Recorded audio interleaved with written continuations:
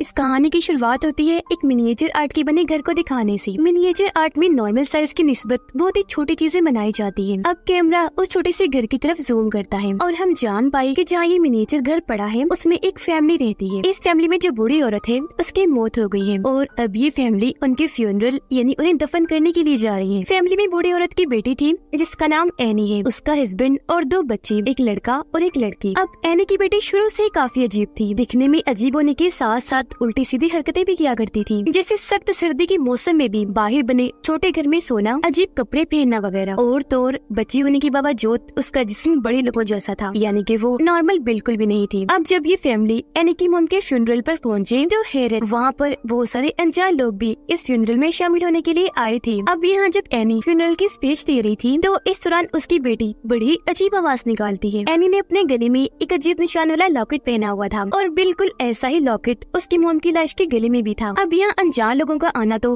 हैरानकुन था ही, पर हैरत हमें तब होती है जब एक आदमी एनी की बेटी की तरफ देखकर मुस्कुराता है और वो भी उसे देखने लगती है। फ्यूनरल खत्म होने के बाद ये फैमिली घर वापस आ जाती है, जहाँ हमें सब के बारे में बताया गया, जैसे कि एनी एक मिनिएचर की आर्टिस्ट थी और शुरुआत वाला मिनिएचर घर उसे नहीं बनाया हुआ था, पर वो हमेशा परेशान दुख से भरी रहती थी। एनी का बेटा पीटर भी अजीब सा था, उसे सिगरेट और कई तरह के नशे लग गई थी। एनी का हस्बैंड इनकी फैमिली में ऐसा था जो अब तक नॉर्मल था, और जो इनकी बेटी थी वो तो सबसे ज्यादा अजीब थी। रात को वो जब सोने के लिए गई तो अपनी मॉम एनी से पूछती है कि नानी के मरने के बाद मेरा ख्याल अब कौन रखेगा, जिस पर एनी कहती है मैं रखूंगी बेटा, तुम्हारी मॉम हूँ, मुझे ही रखना है। जो सुनकर उसकी बेटी बड़ा ही अजीब सवाल पूछ लेती है कि जब आप मर जाएंगी तब मेरा ख्याल कौन रखेगा। ये सुनकर एनी घबरा जाती है, लेकिन अगले ही पल झट से बोली तुम्हारा भाई पीटर वो है ना, वो रखेगा तुम्हारा ख्याल। एनी उसे बताती है कि मेरी मॉम यानी तुम्हारी नानी सबसे ज्यादा तुमसे प्यार करती थी, इतना कि बचपन में वो मुझे तुम्हारे पास तक आने नहीं देती थी और खुद ही तुम्हें दूध पिलाती थी। इस पर उसकी बेटी जवाब देती है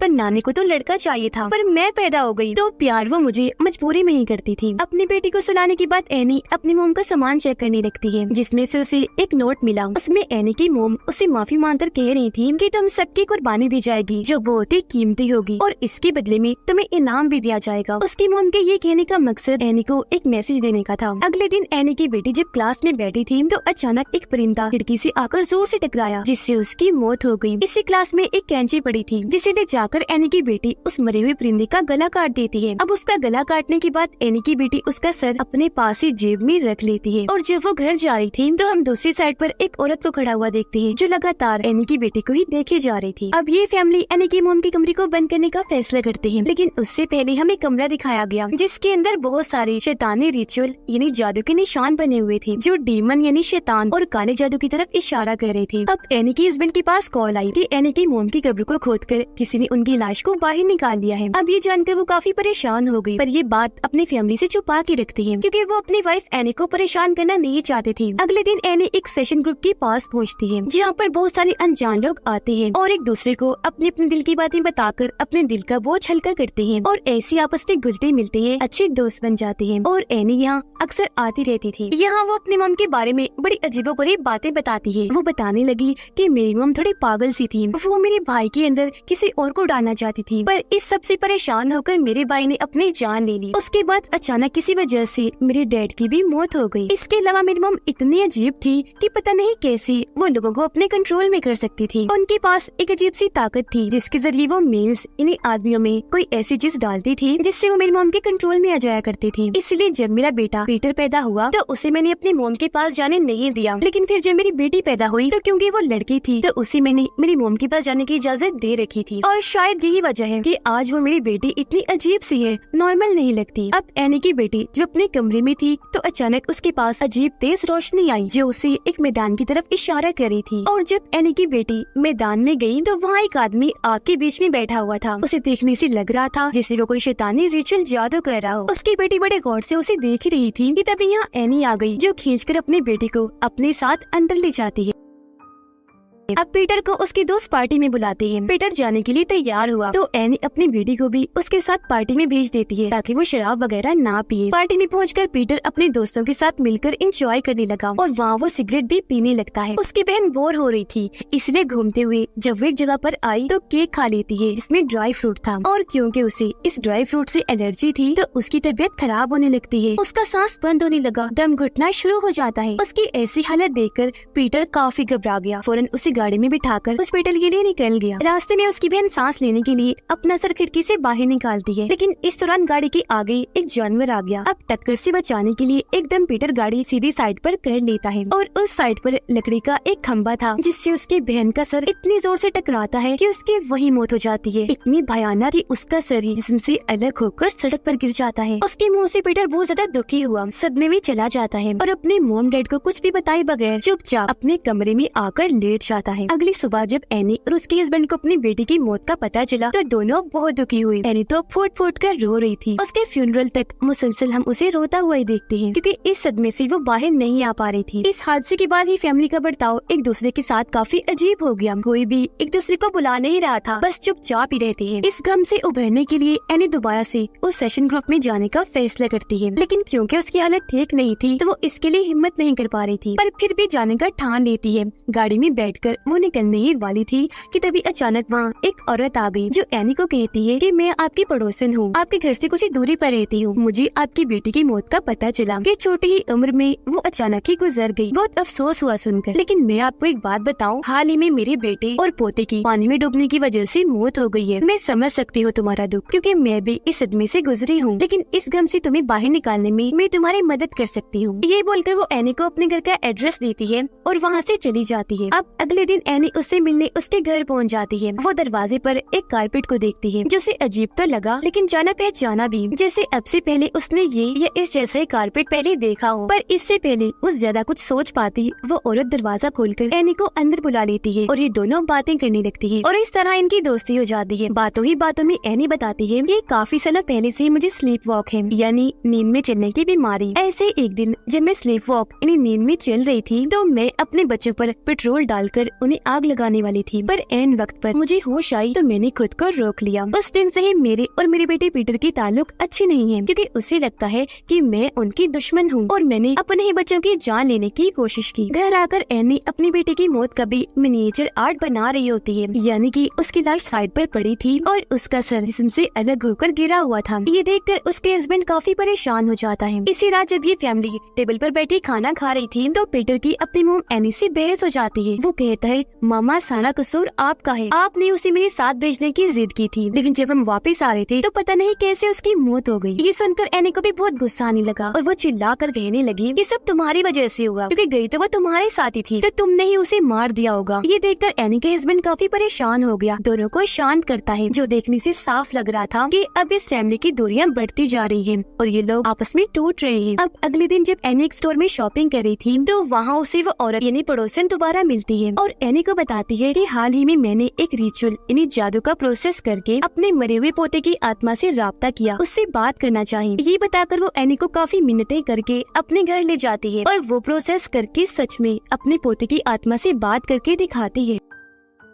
अब ये प्रोसेस एनी को जरा पसंद नहीं आया क्योंकि इससे वो डिस्टर्ब हो रही थी, पर वो औरत बहुत चालाक थी। एनी को सलाह देती है कि ऐसा करो, तुम भी अपनी बेटी की आत्मा से बात करने की कोशिश करो, उसे बुलाओ यहाँ, तुम्हें ज्यादा कुछ नहीं करना पड़ेगा, बस उसकी एक चीज लो, कुछ मंत्र पढ़ो और बस तुम्हारा आत्मा से राब्ता बन जाएगा। इसी रात एनी स्लीप वॉक करते हुए पीटर के कमरे में जा पहुँची, जहाँ उसे पीटर के चेहरे पर बहुत सारी बारीक चींटियां दिखती है जो उसकी आंखों, मुँह और नाक में घुस रही थी। यह पता चला कि एनी सच में स्लीप वॉक नहीं कर रही बल्कि ये सब वो सपना देख रही थी और सपने में ही वो स्लीप वॉक करके यहाँ आई थी। अब इस सपने में पीटर अपनी मोम से पूछता है कि आपको मुझसे क्या मसला है, क्यों हर वक्त आप मेरे पीछे पड़ी रहती हैं? जिस पर एनी जवाब देती है कि तुम मुझे कभी चाहिए ही नहीं थी, मैं तुम्हें पैदा ही करना नहीं चाह रही थी, वो तो मेरी मोम ने मिन्नतें करके तुम्हें पैदा करवाया क्योंकि उन्हें एक लड़का चाहिए था, यहाँ तक कि मैंने तुम्हें खत्म भी करना चाहा पर पता नहीं कैसे तुम बच गई। ये जानकर पीटर बहुत टूट गया, लेकिन अगले ही पल एनी भी अपनी नींद से जाग जाती है और उसे भी पता चल गया कि ये बस एक सपना है। वो फौरन अपने हस्बैंड और बेटे के पास जाकर उन्हें इस रिचुअल प्रोसेस के बारे में बताकर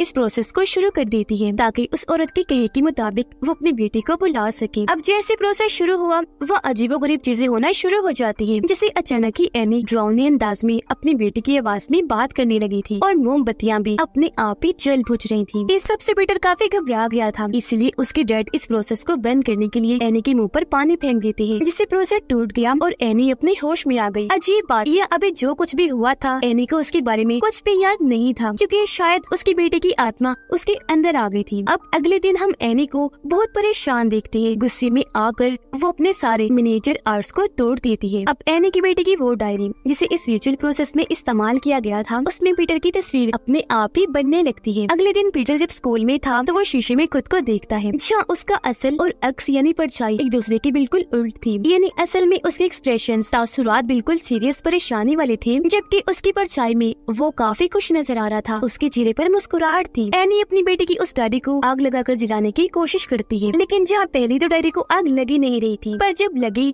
तो एनी को भी आग लग रही थी, जिस वजह से उसे डायरी की आग बुझानी पड़ती है। अब एनी इन सारी चीजों से बड़ी कंफ्यूज हो गई थी। उसके दिमाग में कई सारे सवाल थे जिनका जवाब पाने के लिए वो पड़ोसन के घर जाती है, जहाँ उसे पड़ोसन तो नहीं मिलती, लेकिन काले जादू का सामान पड़ा हुआ था और वहाँ पीटर की तस्वीर भी रखी हुई थी और ये रिचुअल काला जादू उसकी तस्वीर पर ही किया जा रहा था। अब जब वो दोबारा से दरवाजे वाली कालीन पर गौर करती है तो उसे याद आता है कि बिल्कुल इस तरह की कालीन तो मेरी मोम के पास भी थी। वो जल्दी से भागकर अपने घर आई और अपनी मोम का सामान चेक करने लगती है, जहाँ उसे बिल्कुल वैसा ही कालीन मिलता है और इसी डिजाइन में कई सारे और कालीन भी, और ये भी किसी जादू के निशानों की तरफ इशारा कर रही थी। उसे शक हुआ, इसलिए वो तस्वीरों वाले एल्बम को देखती है जिसमें उसे अपनी मोम के साथ ये पड़ोसन औरत दिखती है। और यहाँ ये बात साफ हो गई कि औरत शुरू से ही एनी की मोम के इशारों पर काम करती थी और अब उसकी मोम के गुजर जाने के बाद वो बड़ी चालाकी से एनी को बसा कर उसे रिचुअल करवा रही थी अपने किसी मकसद को पाने के लिए। अपनी मोम के सामान में एनी को एक ऐसी किताब भी मिलती है जिसमें आत्माओं, भूतों, डेमंस, शैतानों, काले जादू के बारे में लिखा गया था। उसे पढ़कर एनी को पता चल जाता है कि असल में ये सब कुछ क्यों किया जा रहा था, यानी वो रिचुअल क्यों करवा रही थी। तो दरअसल ये सब कुछ हल्के डेमन पेमोन के लिए किया जा रहा था। ये सब करके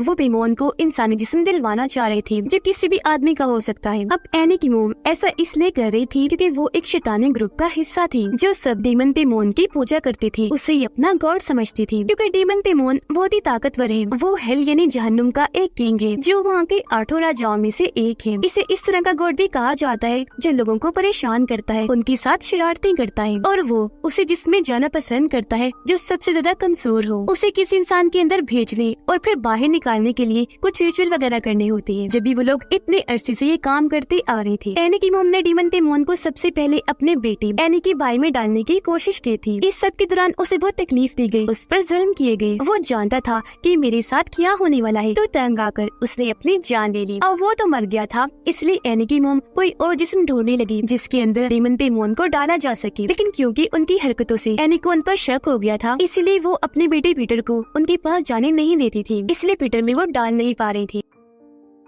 अब हालांकि पेमोन एक मेल डीमन है और जिस्म भी उसे मेल का ही चाहिए था, पर कोई ना होने पर एनी की मोम ने उसे एनी की बेटी के अंदर ही डाल दिया। यही वजह है कि वो इतनी अजीब थी और अपनी मोम को कह रही थी कि नानी को लड़का चाहिए था क्योंकि उसके जिस्म में ही डाला जाना था। तब उन्होंने असल टारगेट बनाया एनी के बेटे पीटर को, इसलिए मरने से पहले ही उन्होंने एक जबरदस्त प्लान बनाया जिसमें आज तक उनकी दोस्त यानी वो पड़ोसन औरत उनका साथ दे रही थी। वो पड़ोसन औरत जानबूझकर एनी से दोस्ती करना चाह रही थी क्योंकि उनके कल्ट का जो प्लान था उसे कैसे भी करके इन्हें पूरा करना था, यानी पेमोन की आत्मा को पीटर के अंदर डालकर। ये सारी बातें जानने के बाद एनी अपने घर की एटिक यानी ऊपर वाला छोटा कमरा चेक करती है, जहाँ उसे अपनी मोम की लाश दिखती है जो गल सड़ रही थी और तो उसका सर भी नहीं था। अब जैसा कि हमें पता चला था कि एनी की मोम की लाश को उनकी कब्र से चोरी कर लिया गया था, तो यहाँ इस बात का खुलासा हुआ कि लाश को असल में उनके कल्ट के लोगों ने ही निकाला था। फिर बाद में उनका सर काटने के बाद यहाँ एटिक में रख दिया क्योंकि सर काटना भी उनके रिचुअल का हिस्सा है। अब तभी अचानक छत पर खून से डेमन पेमोन का निशान बन जाता है। इसी के साथ हम इस घर में बाकी जगहों पर भी डेमन के निशान को देखते हैं, जैसे कि लॉकेट पर, बेड पर और उस कारपेट पर। अगले दिन पीटर जब क्लास में बैठा था तो उसे भी अजीब तरह की आवाज सुनाई दी गई, जिसके साथ ही उसका जिस्म अकड़ गया। उसे पता नहीं क्या हुआ और वो अपना सर जोर से टेबल पर देकर मारता है, जिससे उसकी नाक जख्मी हो गई, उसका खून निकलने लगा। फिर वो ये सब करने के बाद अजीब तरह से बौखला गया, इतना डर गया कि नीचे गिर जाता है। बेहद घबराया हुआ था। उसकी ऐसी हालत देखकर क्लास के बाकी बच्चे भी बहुत डर जाते हैं। फिर उसके डैड डैड स्कूल आकर पीटर को वापस घर ले आते हैं। उसकी नाक को जख्मी देखकर एनी को भी बहुत बुरा लगता है। एनी अपने हस्बैंड को अपनी मोम, कल्ट और डीमन पेमोन से जुड़ी सारी बातें बता देती है, पर उसे इन बातों पर यकीन नहीं आता। वो सोचता है कि जरूर इसका ज़हनी तवाज़ुन खराब हो गया है, ये पागल हो रही है जब ये ऐसी बातें कर रही है। अब एनी अपने हस्बैंड को बार बार मनाने की कोशिश करती है कि प्लीज हमारी बेटी की डायरी जला देती है, क्योंकि उस डीमन से जुड़े होने का वही एक जरिया है, तो उसके जलते ही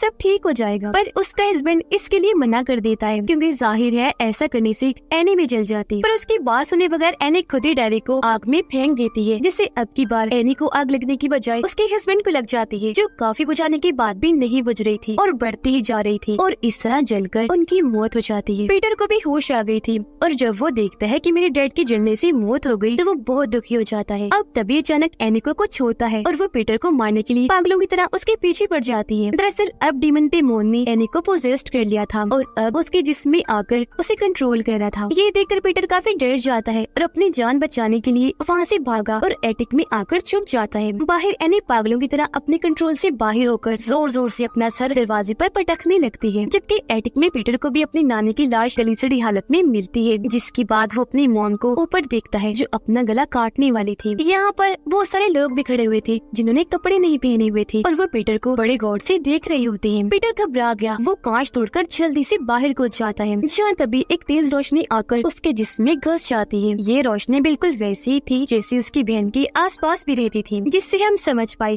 कि आखिरकार डीमन पेमोन ने पीटर के जिस्म पर अपना कब्जा कर ही लिया और वो इसके अंदर घुस ही आया है। इसके बाद पीटर उठा और अपनी मोम को बड़ी अजीब हालत में देखता है, यानी एनी हवा में उड़कर बाहर बने छोटे घर की तरफ जा रही थी। वो भी उस घर में आ जाता है जहाँ पर बहुत सारे लोग थे जो डीमन पेमोन की पूजा करती थी। वो सब पीटर के सामने झुक जाते हैं, क्योंकि अब उसके अंदर शैतान पेमोन जो आ गया था और वो अब उसे अपना गॉड समझ रही थी। तभी यहाँ वो पड़ोसन औरत आई जो बहुत खुश थी, क्योंकि सालों से वो जो प्लान करके बैठे थे आज वो पूरा हो गया था। इन्हें डीमन पेमोन को जिस मिल चुका था, वो भी पीटर का जिसका वो चाहते थे। वो पीटर को एक ताज पहनाती है और उसे डीमन पेमोन कहकर बुलाने लगती है। ऐसा होते ही सारे लोग भी पेमोन पेमोन के नारे लगाने लगते हैं, क्योंकि सालों से वो जिनकी पूजा कर रहे थे आज वो उनके सामने था। पीटर के अंदर सारा ही कल्ट अपनी इस कामयाबी पर खुशी से झूम उठता है और इसी के साथ ये फिल्म इधर ही खत्म हो जाती है।